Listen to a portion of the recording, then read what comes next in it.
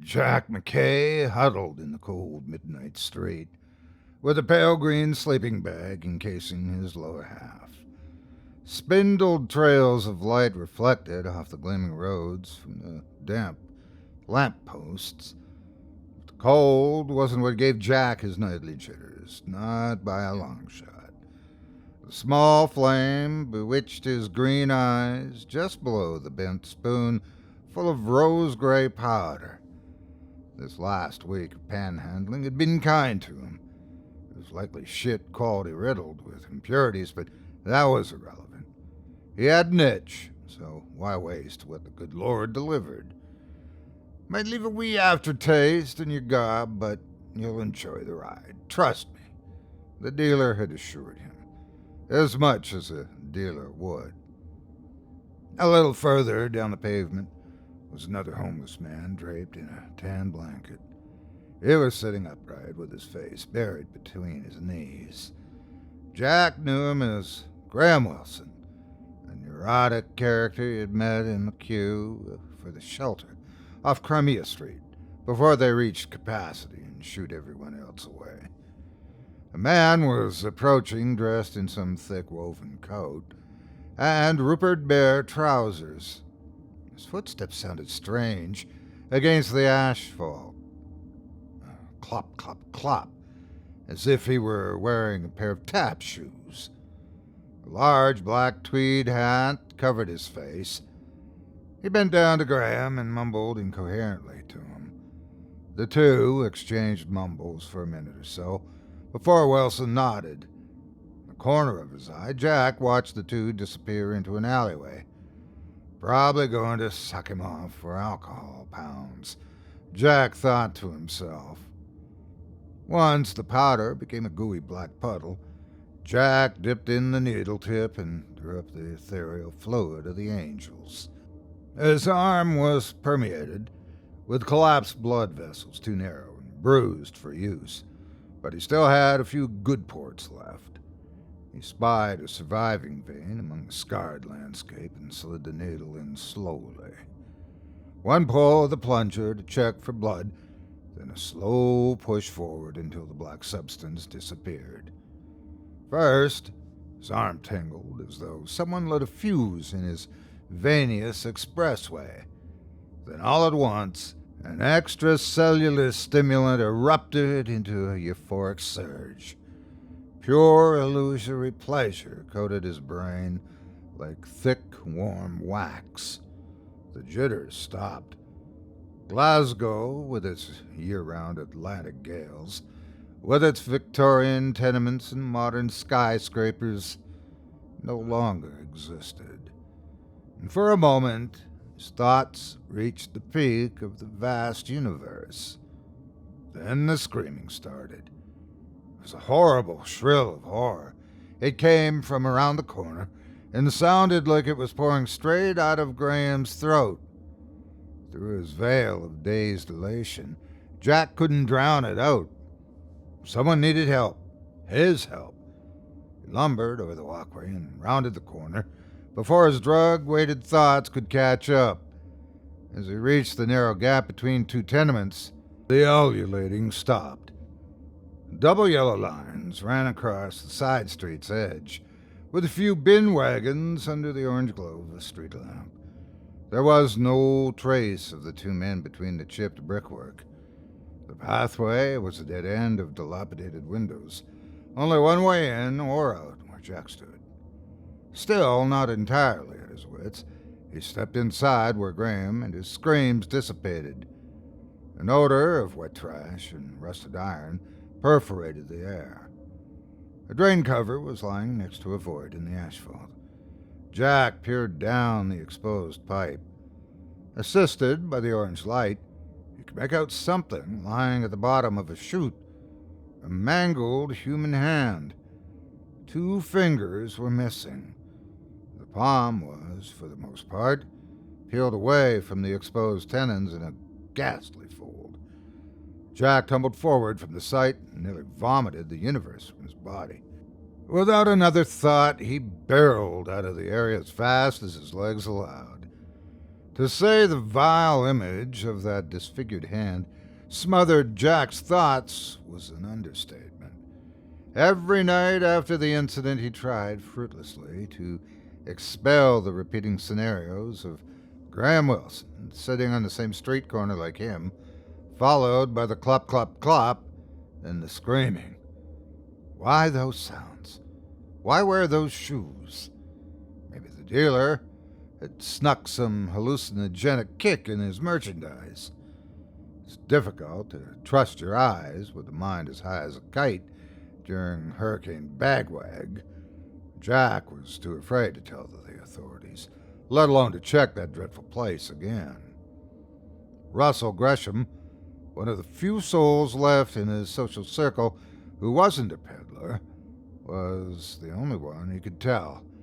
He had several years over Jack and had been sleeping rough in Glasgow far longer.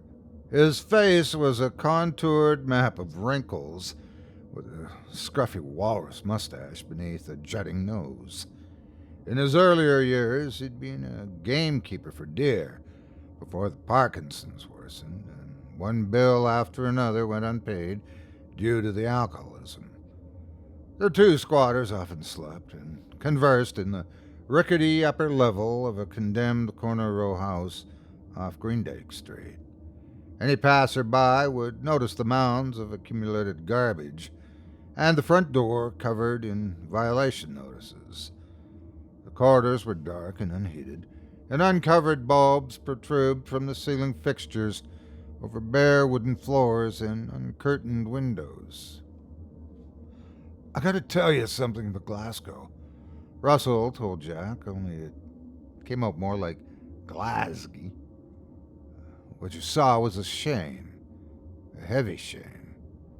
But when you've known these streets as long as I have, the dear green city starts to look a hell of a lot less green. Every town has its dark corners, but the devil be damned if we don't have some wicked ones." Jack's spine was firmly against the wallpaper that peeled off like dead skin. Russell and his ramblings could no longer reach him. They were nothing but white noise and incoherent whispers in the faraway glades of his thoughts. But these glades were not green. They were as dark as the cavernous depths that always waited for him. Newton's old dictum, "What goes up must come down." Could he pull himself out this time around? Not without a hollow metal fix. He needed it now more than ever before. His veins were hungry. The guilty pleasures were like an insufferable ringing in his ears, enough to drive anyone dog mad. Mad enough to tear out your eardrums, just for the silence to return and the cravings to cease. His sanity was screaming, just like Graham Wilson's mutilated hand. They found a liver bobbing around in Hoganfield Lock. "Could have belonged to that fellow you heard," Russell muttered, scooping a spoonful of cold vegetables and losing the majority from the hand tremors. "Didn't take livers for floaters, but I guess you learn something new every day."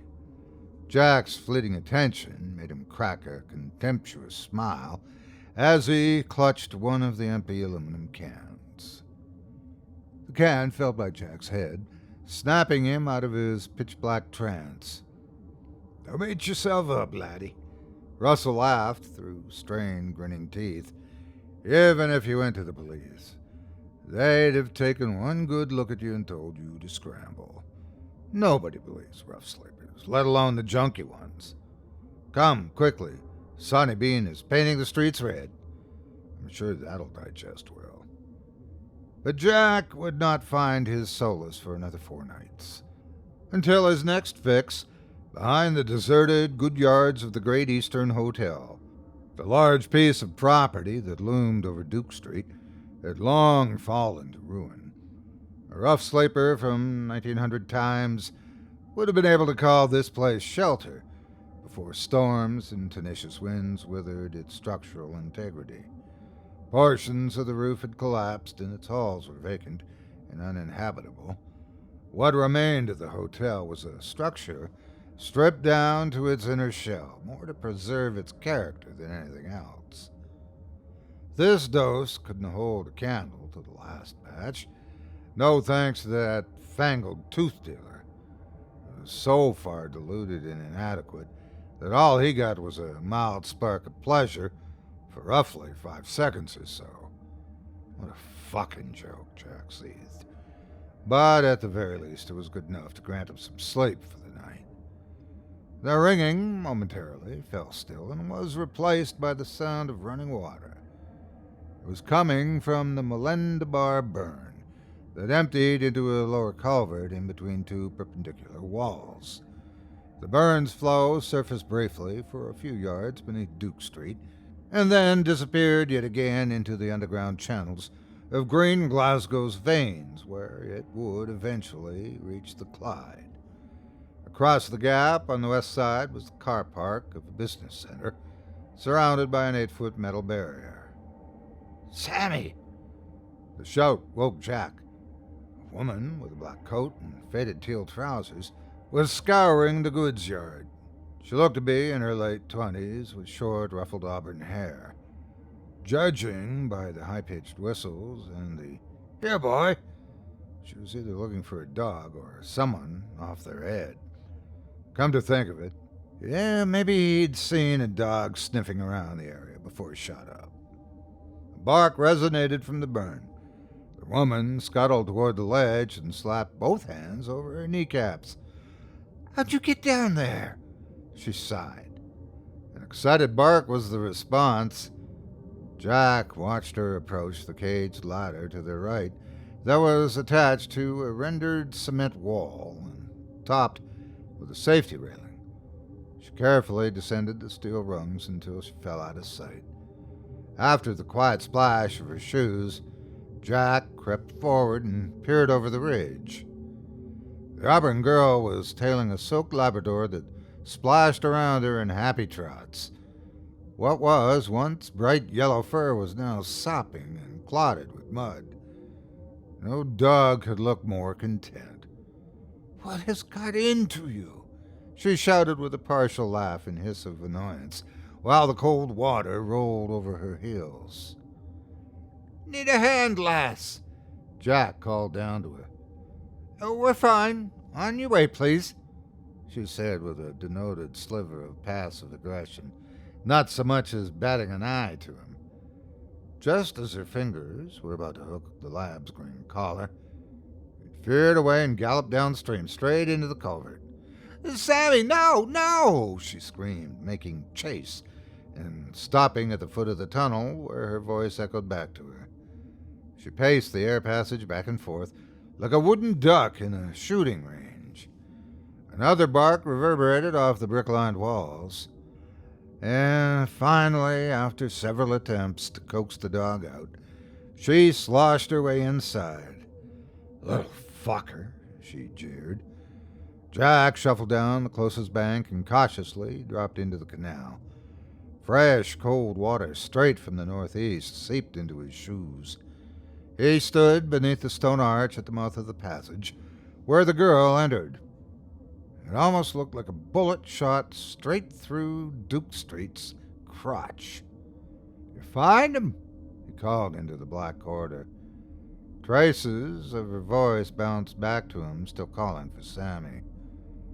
Once he stepped inside, it was almost as though a trip plate of events triggered all at once. An abrupt sequence that would leave Jack McKay waking in the middle of the night, glazed with sweat, and holding in the screams for the rest of his life. The calls for Sammy stopped and erupted into a blood-curdling shriek. The girl's silhouette flailed out of the darkness toward him, followed by a clop, clop, clop. A shadow reached out and collapsed on top of her. Something was there, a large, hunching, amorphous shape. Waves of acrid bacterial odors flooded Jack's senses. Without thinking, he pulled the lighter from his pocket and flicked the small flame to life. Through the dim light, he could see a bloated mass of wrinkled skin, several limbs with hooves twisted entirely backward, held up the bulk of its barrel-shaped body. Dripping hair that resembled pondweed stems encompassed its muscular neck, with yellow patches of fur. Deep, heavy breaths wafted out of its elongated muzzle, anchored deeply into the girl's shoulder. Something snapped its brawny neck, a green nylon collar.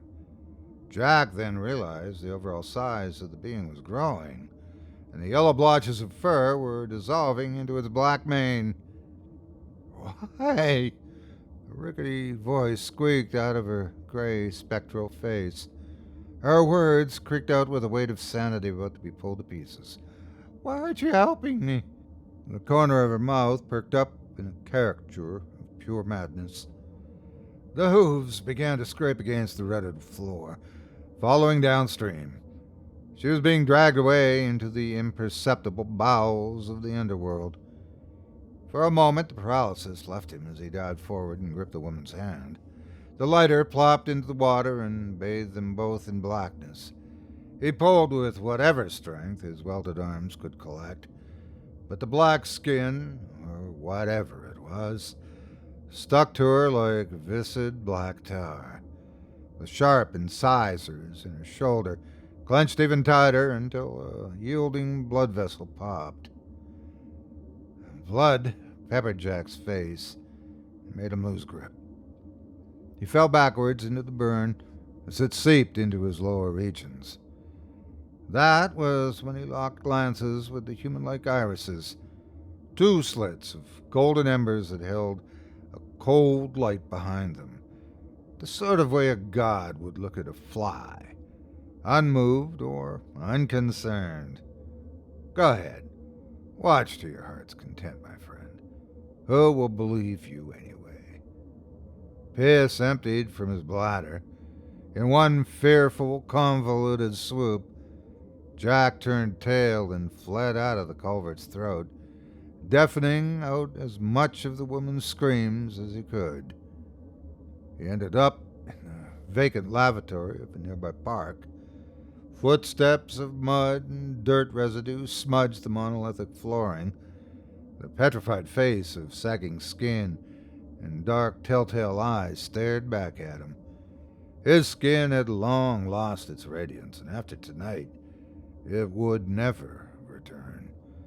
Red pock streaked across his face, still wet and smeared. He cupped his trembling hands with water and smothered his face. Blood wreathed down the cracked porcelain sink and threaded down the drain. "Did you see it?" "Yes, you did." "Are you sure?" "Damn fucking sure. Twice now. The screaming had come. Twice now. People have disappeared." Those horrible eyes bored into his skull and left repeating thoughts of how gold can look so cruel. He could tell the authorities, but what would that do? They couldn't deny someone's disappearance. But as for the cause, he may well show up stark naked to the station to give the chief a big slobbery kiss. This must be what waist-deep in shite feels like, he thought. Russell was right. For the time being, he was the only one Jack could trust. He sneaked into the foreclosed corner house through a gaping window. On the upper floor, Russell was nestled over a stained mattress and lightly humming in his sleep. Jack shook him awake. "What the fuck?" He bellowed and swiped dazedly into the air. "Russell," Jack's shiny outline spoke to him. "Sonny Bean is painting the town red." "Are you hooked up on the needle?" "Bolt your bag wag."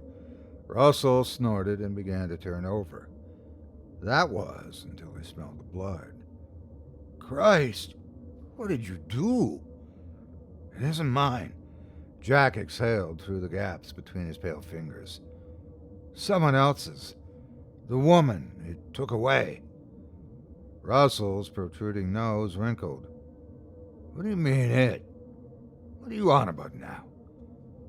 Something was inside of the Molendinar burn. That was as far as his tongue's deadlocked allow. Somewhere in the membrane of his thoughts was an aimless speck of wounded clarity. Never speak it. Never seen it, right? He wished it were right. Then he could run away from these things that would surely drive him insane. But now it was too late for the gift of ignorance. I think it was a Kelpie. The words floated out of him. One eyebrow rose and crinkled Russell's forehead from his congested expression. Water horses aren't real. They're tales for bairns. I know what I saw, Jack exclaimed with the intensity of a stone pillar. And this Kelpie was not looking to offer children rides to their watery doom. It can change its shape. That's how it lured the young lassie. That's how it lured Graham Wilson. It's real, Russell, and it feeds just like you and me. Your arse is out the window. How would all of Glasgow not be on its haunches if an actual Kelpie were swiping people from the street? The burn, Jack explained hastily. It's been moving beneath the city, all the nooks and crannies that run straight through Hoganfield Lock into the city. It finds someone alone, then takes them away. You said it yourself. This town has dark corners. Russell grunted begrudgingly. Say you are right, he derisively grumbled. And someone was hiding in the pipes. What could a junkie like you do? Images of that woman's petrified face were acutely sewed in Jack's mind, alongside the butchered hand, alongside the sardonic embers. Kill it, he breathed. I have to kill it before it happens again. Russell kneaded the bags beneath his eyes and drawled out a weighty groan. A portion of his sleep-deprived brain wanted to slap every piece of nonsensical gibberish out of this dafty fool. The rest could not deny the blood as much as it wanted to. Jack McKay was a forlorn and hopeless heroin head, but he was no murderer. The look in his dread-stricken face reanimated a distant memory for Russell, back into the depravity known as Belgrove Hotel. About 3 years ago, I fell on desperate times and took to the Belgrove Hotel. You've never seen squalor like that hellhole. Rats infested the courtyard, and our 5 by 10-foot rooms with barred windows. Stairs and the moldy corridors reeked of urine and vomit, and emptied cider and vodka bottles were left in the corners. Residents would smoke joints and drink themselves unconscious, while the staff left them unattended in pools of their filth. The owners were banking around $1 million or so a year in housing benefits. One night, a wee old laddie burst through the door, looking white as the tail of a ptarmigan. She was crying for help, saying something pulled her daughter into the sewer drain. One of the staff, some African man, threw her out into the street. We barely had any room for ourselves. To this day, I wish I had helped her, but my spirits were too hobbled. A few days after that, a pair of lungs turned up in Hoganfield Lock. Russell stood up from the bed and crunched his neck to the side. They could both hear distant thunder outside. He walked over to the pile of bags with a graceless gait. I thought she was off her head. Frankly, I still think you are. Jack watched him fumble through one of the swollen black bags until he pulled out a small box. He returned to the bed and rested the black box over his lap. The devil be damned if they fish your parts out of that lock. He unclipped the metal holders of the box and opened its contents to Jack. The shakes have made my hand pooched nowadays, so I don't have much use for it. A Glock 17 pistol lay there in its container, with a box of Winchester silvertips shoved next to the grip and trigger. But if you're talking out your fanny flaps and stick up a bank, then forget my name. I? biting gale rolled over the large kettle pond of Hoganfield Loch. It was one of the 4 large bodies of water in Glasgow Park, left behind by Ice Age giants. This was the paramount source of the Molendinar burn that bled into the city. Thunder mumbled lowly from the overcast clouds hidden behind the night sky. Jack walked along the tarmac path that encircled the loch's outer edge, the pistol loaded and securely in his pocket. Doubt, consisting of where to look or what to expect, harassed the loony bravado he called confidence. It felt like finding a needle in a haystack full of ravenous snakes. A needle he wanted in the worst way possible about now. For all he knew, the Kelpie was lying merrily in the middle of this damn lake, enjoying the fruits of its labor. He glanced over the shallow stench of water and met a small wooded isle situated at its center. The isolated piece of land acted as a sanctuary that any buzzard or wildfowl could rest in. He followed the trail to the southern corner of the loch, closest to the wooded island's sandy beach. Unfortunately, the only way to reach it was to trek through the watery gap between the shores. He stared at the water's glittering ripples from the wind, hypnotized by its alluring seams. Perhaps if he swam like a madman, it would be over in a minute or so. But even 60 seconds could separate the dead from the living. He'd be nothing less of an oblivious swan waiting to be pulled under, ripe for the picking. But if his theory was right, and he had every reason to doubt himself, the Kelpie came here to finish feeding. Frankly, he wasn't even sure if it needed to eat for necessity. Those tapered gold eyes weren't hungry. They were egotistic. After all, gods only eat and drink for pleasure purposes. Finally, the madman made up his mind and traversed into the cold with the pistol held over his head. It was shallow enough for his feet to slop through the clumps of sand and submerged both shoulders. A sudden shock ripped through him as a long, slender reed ran up his pant leg and filled him with frightful visions of a glistening black mane. He propelled himself against the Langmuir currents, expecting at any moment for a set of powerful jaws to rend the flesh from his ankle and drag him into the bubbly black abyss. The sand slanted upwards as he reached the wooded island and pulled himself ashore. Fingertips smoothed in soft, sticky earth never felt greater. A streak of lightning flared across the sky and released a thunderous crack that would have given Tyrannus and his 6-spoked wheels a run for their money. Jack retreated into the dense layers of shrubs and thick undergrowth. Mature oak trees loomed overhead, housing many nests. Other than the birds, plants were the dominant species here. He somewhat hoped, anyway. The farther he traveled through the foliage, the lack of human disturbance became evident. There was no chiseled path, nor signs to follow. If any soul went missing here, they'd disappear into the soil forever. He scraped the thought for now. The greenery soon opened into a clearing, probably somewhere in the island's center. Thunder rumbled a low-pitched growl above him, but there was a different sound behind it, the sound of sobbing. Someone was close. Ugly roots of fear and relief of another human presence branched through his system.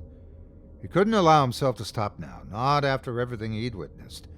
Even if he survived this night, the uncertainty would inevitably kill him. The wails led him to a sloped woman curled up, vulnerable against one of the lofty oaks. She whimpered as her auburn-colored hair hung between her knees. "Miss," Jack spoke softly in between her convulsive gasps. The pasty, sickly-looking girl floundered against the bark. "No, please!" she shrieked with an anguished blue eyes. A patina of cuts and bruises covered her body. Most notably, the torn fabric over her left shoulder revealed grooves of missing flesh. It was the Auburn girl. Jack couldn't believe she had survived. "It's okay," he said, and slowly drew closer to her. "I'm here to save you, lass." You're the one that left me to die," she screamed hoarsely. "Aye, you're right. But here I am." He traced the forested area with a cursory glance. "Where's gone?" he inquired. She shook her head and started to bellow. I don't know. Everything was dark and wet. Something wouldn't let go of me. It dragged me deeper and deeper. Where's my dog? Where's Sammy?" "I can't say, but right now you need a hospital." The Auburn girl pointlessly attempted to upraise herself with trembling noodle legs. "I can't. It hurts too much. My ankle feels twisted," she whined pitifully. Couldn't be helped. Jack knelt beside the girl and hoisted her arm over his shoulder. Her petite body leaned into his. In this position, he felt as vulnerable as she was. Did it already know he was here? Was it baiting him for a 2-for-1 deal? Despite possibilities, the woman needed medical attention. He'd have to make that wager. They traversed through the hedges toward the border, where Jack came in. The thought of crossing that water now felt like suicide. But what choice did they have? None. The quiet voice of reason whispered, "What's your name?" He asked through the wet strands of short hair atop her head. Talking would help. She didn't answer. "Quite a nice heap of shite we've ended up in, eh?" Jack said with a makeshift chuckle, holding whatever sanity existed in an upside-down world. She still didn't answer, despite his constructed machismo woven from self-assurance and resolve. Something wasn't right. The woman had a dainty, lightweight look to her, but she felt heavy, almost like a gravitational pull only affecting one of them. The weight of her steps thumped the ground. Her arm, resting on his shoulder, seized around his neck. A scar of lightning fire ripped through the sky and illuminated the entire loch for an instant. He looked at her, and she looked right back. Blue eyes no longer greeted him, only golden embers. Something wet and clammy clung to Jack's arm. Her pastel skin took on a runny, gelatinous texture, like a doll in a microwave. It climbed over his shirt and suctioned to him. The fabric of her clothes lost their texture, and now resembled vaguely colored gelatin. The viscous, goo-like secretion that once made up her body crawled over his arms, his torso, and started up the neck. Her eyes were infatuated with him and harbored an almost coy assertion. "I win," they said. Two booming flashes illuminated them, one from the storm, the other from the pistol stowed away in Jack's pocket. The fly-trap substance released him while the silhouette shape of the girl collapsed to its knees. The rough outline of her dissolving figure was sputtering heavily from the newly opened hole where her throat and the silver bullet were acquainted. Her color blackened to a pitch residue. That pungent fungal smell was back and stronger than ever. Muscles in its back contracted and then bulked together like an interweaving tumor. But Jack wasn't done yet. Two more shots opened the creature's expanding back. It gurgled out a droning moan, spouts of white which reminded him of star jelly jetted out of its wounds. And eerie satisfactions fused through him. "So gods bleed, do they? How does it feel?" He yelled through a fixed rictus grin. By now, its mouth and nostrils had elongated into a flat muzzle with projecting razor-edged canines. Beneath her was the muffled pop of several ribs being pulled out of place and curved outward. She was getting larger, more cylindrical. The bones in her arms and legs were forcefully extending. Her toes and fingers shriveled away into slanted cone-shaped stubs. Another round tore straight through its fleshy jowl, and then two more in its hind leg joints. The creature squealed piercingly, like a banshee. It reared its triangular head backward, where Jack caught sight of its eyes filled with crystallized fear. The universe coursed through his veins once again and transcended his mind to an unsurpassable threshold. He had met the enemy, and by the saints, this day was his. "Send me another!" he screamed to the tempest sky. "Send me another ignorant god to put down!" The large chthonic horse raised itself upward, still bleeding the star jelly profusely. Its powerfully built muscles leaped into a 4-beat gait. Clumps of earth kicked up in Jack's face from its twisted hooves. He gave chase to the monstrosity with his pistol deadlocked on its fleeing figure. "Where are you off to? I thought you enjoyed the hunt." Jack cackled as he madly fired off more shrapnel in its direction. The beast ripped through the thicket and leapt into the loch with an explosive splash. Jack skidded to a halt just an inch from the edge and bombarded the disturbed water until the click, click, click of an empty magazine. "Come back any time, you big Jesse. I'll be waiting right here, you fucker," he screamed, unhinged and hysterical. He sloped backward and fell flat on his back. A sensation of raw, unfettered joy bathed his frantic bliss, and for the first in a very long time, the jitters ceased. Russell Gresham was lying between a doorway with a sheet of cardboard pinned behind his spine and another tucked beneath his sleeping bag. It was a humid sundown with a few light rain outbreaks that left the pavement cold and wet. His panhandling cup grossed 4 pounds, big tippers today. The deplorable foreclosed house he had temporarily called his own was, remarkably, put back on auction and sold. But rough sleeping was nothing to a soul like his. Slow-paced footsteps approached. Russell didn't look at him. It may put off potential alms.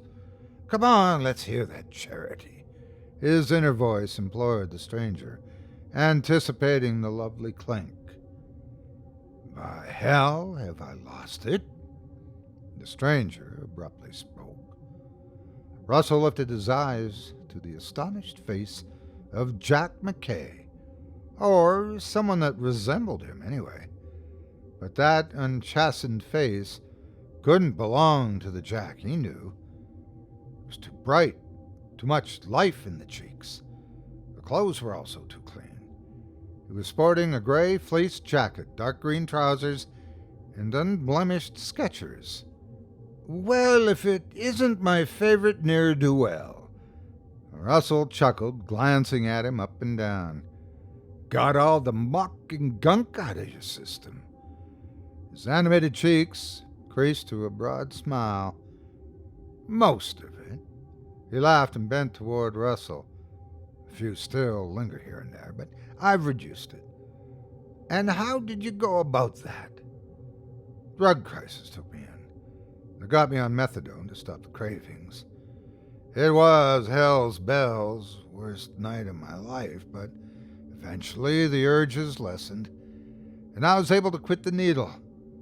The next thing I know, I found a warehouse job." "So that is what ate you up," Russell said. "I thought for sure it was your imaginary kelpie. Has it bitten your arse yet?" Jack's tongue lapped around his lips. An empty, searching expression impeded his glowing smile and a 1,000-yard stare. "Not since then," he muttered. Russell still remembered that night 6 months ago when Jack returned, swamp drenched to high hell in a white plastered face like a nun who kissed St. Andrew himself. That deep-seated look wasn't crazy, more so enthralled. "Get rid of it," he muttered from the floor with the empty pistol lying over his knees. Sent the bastard back to the watery hell he'd crawled out of. That was the last Russell saw of him. He figured that maybe Jack's monster had caught up with him. But there was one other thing. No further organs were found drifting in Hoganfield Loch since then. And it wasn't imaginary, he added during Russell's recollection. Perhaps I am crazy, but let's say I was to believe what I saw.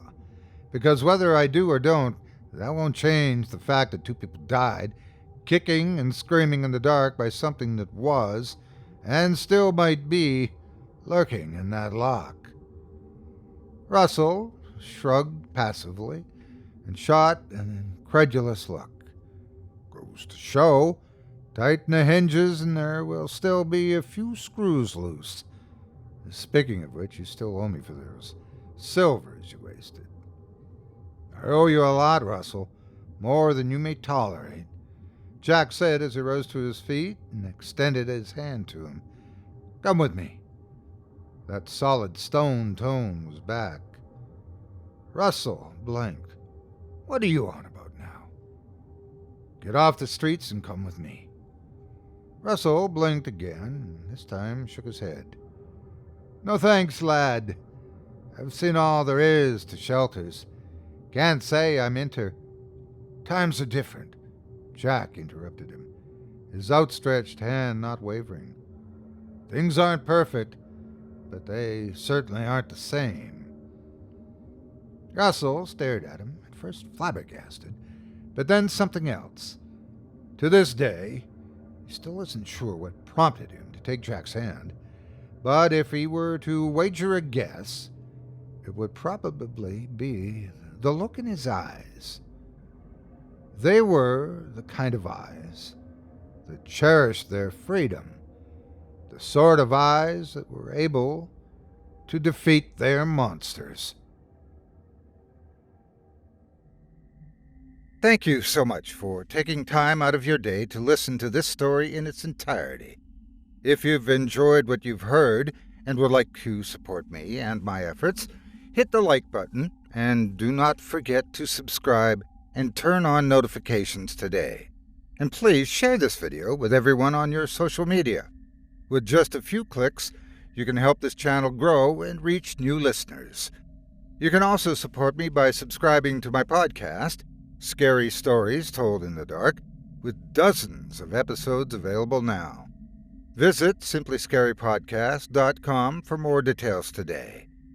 For exclusive, ad-free extended episodes of my program, including stories you won't find here on YouTube, visit chillingtalesfordarknights.com/join and sign up as a patron today or pick up a season pass for my show. Lastly, if you'd like to contribute directly, you can support me with donations at patreon.com. Just visit patreon.com/Otis Jiry. That's patreon.com/OTISJIRY. Thanks again for listening and for your support. Have a great day, and God bless you.